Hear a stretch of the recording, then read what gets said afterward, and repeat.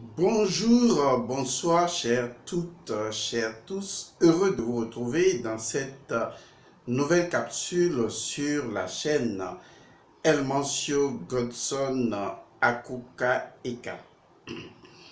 Je sais que vous êtes nombreux à suivre cette chaîne également parce que vous êtes intéressés par la compréhension métaphysique des livres dits révélés ou des livres dits sacrés.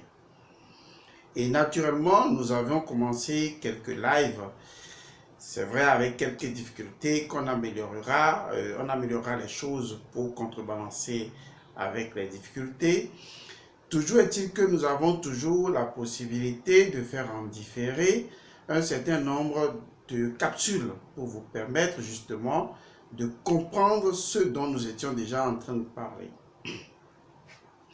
Alors, revenons à quelque chose que nous avions commencé en live et que, compte tenu de la connexion Internet, nous n'avons pas pu finir. Il s'était agi donc de parler du verset 2 du premier chapitre de la Genèse, qui dit expressément ceci. Vous connaissez déjà le premier verset, hein? Au commencement, Dieu créa le ciel et la terre. Je voudrais vous retourner à des capsules et lives que nous avions déjà réalisés à cet effet sur la même chaîne. Et vous allez donc comprendre. Et le deuxième verset disait, « Or la terre était vide et vague. » Nous avons donc expliqué que la terre, c'est la matière Mula Prakriti, la matière primordiale, qui est de même nature, de même caractère que l'esprit. On a déjà expliqué tout cela dans les lives et capsules passées. Donc, or la terre était vide et vague, on l'a expliqué. Ensuite, il y a un morceau de la phrase qui dit « Les ténèbres couvraient l'abîme », dont nous avons récapitulé un certain nombre de caractères ou de principes de la matière, à savoir la viduité, la vacuité, on a déjà expliqué les deux, le caractère informe de la matière et donc sa prédisposition à générer une infinité de formes, donc c'est cette potentialité principielle.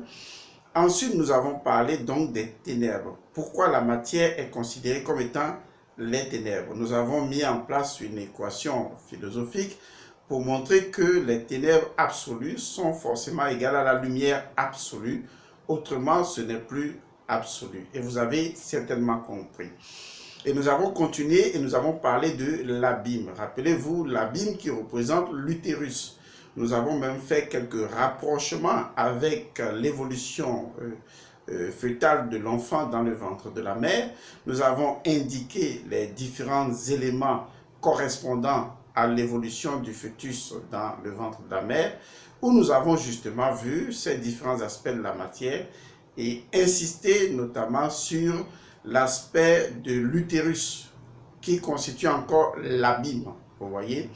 Mais retenez que dans une dimension qu'on peut dire, c'est vrai, intemporelle en quelque sorte, même si le temps qui avait cours dans ce commencement était un temps divin qui se générait sur des centaines de siècles, des milliers de siècles, donc cela peut être comparable à une éternité. On peut donc se poser la question de savoir, lorsqu'on parle justement de ces différents éléments, la matière, la viduité, la vacuité, du caractère informe, ténébreuse de la matière et surtout du caractère abîme, c'est-à-dire utérus de la matière, est-ce que en fait ces différents éléments peuvent se combiner en un seul élément? Parfaitement, parce que ce qui va suivre, la phrase qui va suivre ou la portion de phrase qui va suivre nous dira précisément ceci. Un vent de Dieu tournoyait sur les eaux. J'aimerais apporter une petite clarification à cette phrase. C'est vrai qu'on peut le dire, hein, on peut dire un vent de Dieu tournoyait sur les eaux, mais on peut également dire un vent de Dieu tournoyait les eaux. Vous voyez? Et quand on dit un vent de Dieu tournoyait les eaux, on comprend mieux qu'un vent de Dieu tournoyait sur les eaux. Vous comprenez bien? Parce que il y a un élément simple, hein, que nous prenions par exemple la viduité, la vacuité, que nous prenions par exemple le caractère informe, que nous prenions par exemple les ténèbres, que nous prenions l'abîme, ce sont les différents états principiels de la même matière et par conséquent, on parle de la même réalité. Et ces différents états, à savoir le premier, le deuxième, le troisième, le quatrième, peuvent se combiner en un cinquième aspect de la matière. Et ce cinquième aspect-là, c'est ce qu'on appelle les eaux primordiales. On retrouve également les eaux dans la tradition égyptienne, où on parle du Noun, l'océan primordial. Et vous comprenez que quand nous parlons ici des eaux, c'est vrai, ça se rapproche également du Noun, mais le Noun contient, comme les eaux, les autres aspects de la matière. Pourquoi est-ce que les eaux, cette expression, vient synthétiser? Je précise, ça vient synthétiser. Je résume encore pour vous. Si je prends par exemple l'aspect viduité, vacuité de la matière, si je prends l'aspect informe, je les additionne, en fait je combine ça, on va parler plutôt magie, je fais une combinaison et que je combine ça également avec les ténèbres absolues et que je combine ça également avec l'abîme. Vous voyez, c'est comme si je voudrais préparer de la sauce et je mets les différents ingrédients, il va sans dire que les différents ingrédients vont disparaître. Pratiquement, que je mette du sel, je mette de la tomate, ces différents ingrédients vont complètement disparaître dans la sauce. Vous voyez? Et on aura la sauce, on aura peut-être des débris d'éléments dans la sauce, mais il y a beaucoup plus de liquide que les différents ingrédients. Vous comprenez déjà l'image. Il va sans dire que dans cette expression, les eaux, on est en train de nous dire que par la combinaison spirituelle de ces différents éléments, c'est-à-dire vacuité, viduité, informe, ténèbres et puis abîme, lorsqu'on les mélange comme si on préparait la sauce, eh bien on obtient un élément unique qu'on appelle les eaux. Est-ce que vous voyez? C'est très profond. Cela veut dire que les eaux, c'est le résultat final de la combinaison de ces quatre principes de la matière. Et donc, quand on dit déjà les eaux, on intègre tous ces éléments. Mais quand on parle des eaux, comme je l'ai dit, il ne s'agit pas de l'eau en fait. C'est parce que, d'une manière générale, on regarde l'eau, le Nil, ou on regarde l'eau que nous utilisons et on peut dire oui, les eaux. Et dans cette expression, on ne dit pas l'eau, on dit les eaux. Vous voyez, c'est comme quand je parlais de les ténèbres, qui sont différentes de la ténèbre. Vous voyez, ici on ne parle pas de l'eau, on parle des eaux. Et donc ici, quand on parle des eaux, on parle de quelque chose de plus primordial, avant même que on ne parlera plus tard de l'akasha. Parce que l'expression les eaux désignera encore l'akasha. L'akasha étant l'éther primordial. Je dissocie ça de l'éther simple quand je parle de l'éther primordial, mais je préfère utiliser le terme de akasha, qui est un peu la synthèse des quatre éléments, étant le cinquième élément. Et donc, ici, dans les expressions suivantes, quand nous allons descendre les autres versets, vous allez voir que les eaux vont changer de compréhension et vont prendre des compréhensions jusqu'à aller à l'akasha. Mais ici, il ne s'agit pas de l'akasha, il s'agit de la source primordiale à l'akasha même. Est-ce que vous voyez? Donc, on peut dire en clair que les eaux représentent même la matière, les eaux représentent la viduité, la vacuité de la matière, les eaux représentent le caractère informe de la matière, les eaux représentent le caractère ténèbre de la matière, parce que d'ailleurs le Nil était très ténébreux. Les eaux représentent également la dimension utérus de la matière, vous voyez. Donc les ténèbres même du Nil étaient de telle sorte que seul le dieu Sobek, le dieu crocodile, était en mesure d'aller en profondeur. Et dans certaines parties de l'Égypte antique, le dieu crocodile était d'ailleurs vénéré comme étant un dieu créateur. D'accord? Parce que seul il était en mesure de sortir de l'obscurité et de parvenir à l'orée de la lumière. On ne va pas rentrer dans ces détails. Ce qui est important à comprendre ici, c'est l'expression « un vent de Dieu tournoyait sur les eaux » ou « un vent de Dieu tournoyait les eaux ». Et donc, les eaux, c'est la source primordiale même de l'akasha. Donc, on peut dire que l'appellation de la terre, d'accord, ou l'appellation de la matière primordiale va changer et ça va devenir les eaux qui intègrent les différents principes dont j'avais déjà parlé, mais on va lui donner un autre nom, on l'appellera les eaux. Mais qu'est-ce qu'on désigne en métaphysique généralement par les eaux? On va retourner en Égypte pour clarifier un peu. Lorsque vous prenez le Nun, par exemple, l'expression hiéroglyphique du Nun, c'est souvent un genre de mouvement ondulatoire et qu'on désigne souvent par le liquide, par ce qui est aqueux. Mais en fait, c'est beaucoup plus profond que ça, parce que cela ressemble beaucoup plus à une forme de vaguelette, d'accord? On dirait des vaguelettes, ce qui appelle justement des ondes. Et quand on parle d'ondes, on parle forcément de fréquence. Et quand on parle de fréquence, on parle de vibration. C'est vrai que beaucoup de personnes diront, oui, en ce moment, on parle justement de l'énergie. Et que c'est l'énergie qui va générer la vibration, que la vibration à une fréquence donnée va générer des ondes données. Mais on peut percevoir la chose beaucoup plus profondément, d'accord? Au lieu de rester simplement à la périphérie. Et ça, je vous l'assure.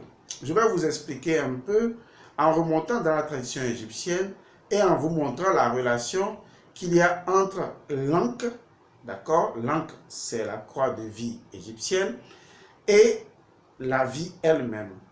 Et redescendre ensuite vers le Ka, qui est le principe de vitalité de la vie. Lorsque l'Égyptien a conçu l'Ankh, ou l'Ankh, la croix de vie, c'est parce que pour l'Égyptien, le principe primordial à toute chose, le principe fondamental à toute chose, y compris au Nun lui-même, et qui est par la suite considéré comme étant le Nun lui-même, c'est la vie. Il n'y a rien qui existe en dehors de la vie. Et on peut même dire que le Nun, c'est la vie. On peut même dire que les eaux, c'est la vie. Mais la vie ne peut pas être représentée. Est-ce que vous comprenez? On ne peut pas représenter la vie. On ne peut représenter que la façon dont la vie nous impacte. Or, comment la vie nous impacte? Cela se retrouve naturellement dans le dessin de l'Ankh, la croix de vie égyptienne. Et donc, la façon dont cela nous impacte en suivant ce que nous appelons un couloir vibratoire, un couloir de fréquence, un couloir d'onde. Est-ce que vous voyez? Donc, cela veut dire que la vie même est impalpable. Et pourtant, elle se meut sous forme de vitalité universelle. C'est cette vitalité universelle qui est encore la nourriture des dieux qu'on va appeler le Ka. Est-ce que vous voyez? Donc, on ne peut pas dissocier l'Ankh du Ka, puisque le Ka exprime la dimension mouvement du fondement même de l'Ankh, qui est en fait la vie. Et donc, on comprendra que entre l'Ankh et le Ka, il y a ce qu'on appelle des ondes. Il y a des ondulations, il y a des vibrations, il y a des énergies, il y a donc des fréquences vibratoires. Et donc, on ne peut pas représenter la vie. D'ailleurs, quand l'Égyptien parle de l'océan primordial, il parle en fait de l'océan de vie primordiale. C'est vrai que beaucoup de personnes ne font pas de relation avec ça, mais on ne peut pas dissocier l'océan primordial de la vie. Parce que tout ce qui est primordial a un rapport intrinsèque avec la vie, car c'est primordial. Est-ce que vous voyez? Or, seule la vie est le seul primordial. Et si quelque chose doit être primordial, c'est que la chose est directement en relation avec la vie. Donc, au lieu de dire l'océan de vie primordiale ou l'océan primordial de vie, vous voyez, puisque la vie a toujours été et est et sera. La vie est différente de l'existence. L'existence est arrivée après, mais la vie a toujours été. La vie n'a jamais été créée. Et la vie est toujours le fondement même du mouvement de l'Ouroboros.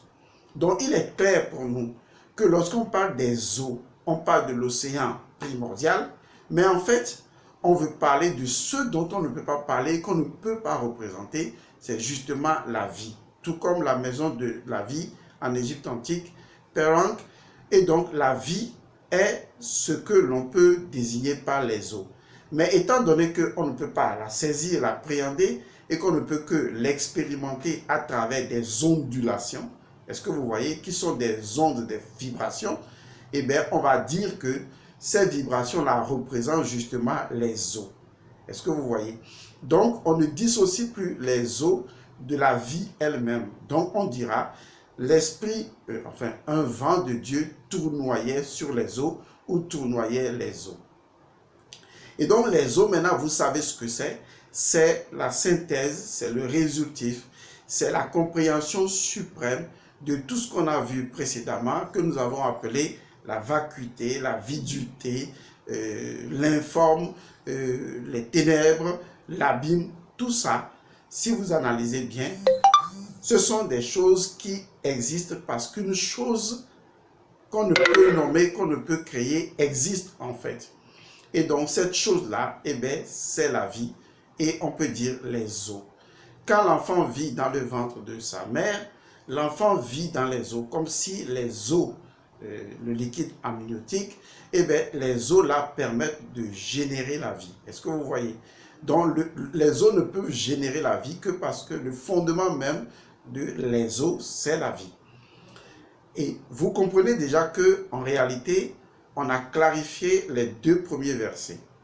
Et c'est clair. Mais ce que je veux vous dire que vous ne savez pas, c'est que chaque principe, que ce soit le principe du au commencement, le principe du ciel, le principe de la terre aux matières primordiales, mola prakriti, ou qu'il s'agit de viduité, vacuité, informe, ténèbres et utérus, et qu'il s'agisse même des eaux, tous ces principes-là possèdent des rituels que l'on peut faire compte tenu de ce qu'on veut opérer.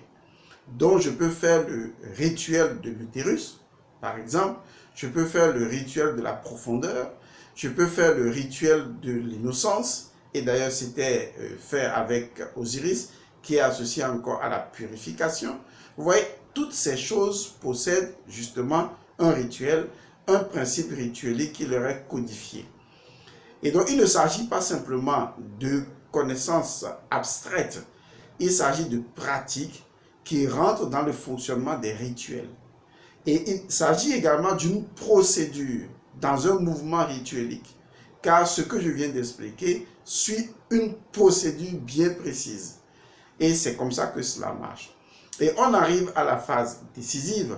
La phase décisive, c'est l'expression « l'Esprit de Dieu tournoyait sur les eaux », mais je préfère plutôt « un vent de Dieu tournoyait les eaux ». Tournoyait les eaux parce que, justement, vous savez, il y a un mouvement primordial, d'accord, qui s'est imposé. Un mouvement primordial qui s'est imposé entre le ciel et la terre. Vous comprenez maintenant le langage quand je parle du ciel et la terre, je parle de l'esprit et de la matière, les deux primordiaux. Il y a un mouvement qui s'est imposé aux deux. Parce que lorsqu'au commencement, Atum, ou Dieu, si vous voulez, généra les deux, à savoir la substance esprit et la substance matière, ou si vous voulez, l'essence esprit et substance matière, lorsqu'il les généra, il ne les généra pas séparés. C'est nous qui les voyons séparés.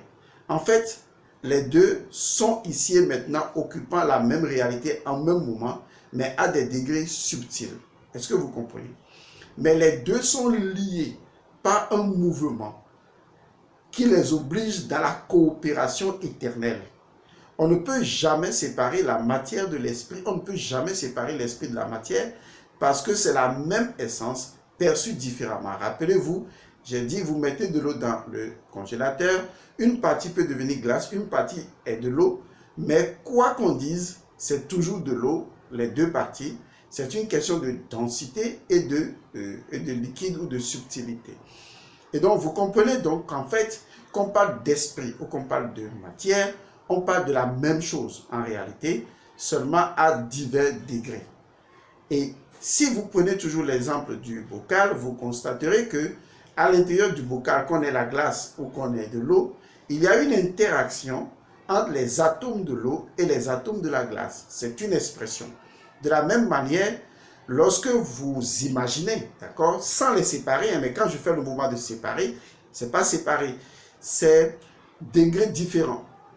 Et donc, quand vous prenez la matière dense avec l'esprit subtil et que les deux sont en griffe à deux extrêmes, mais les extrêmes se touchent quand même, vous voyez, les deux ont un mouvement comme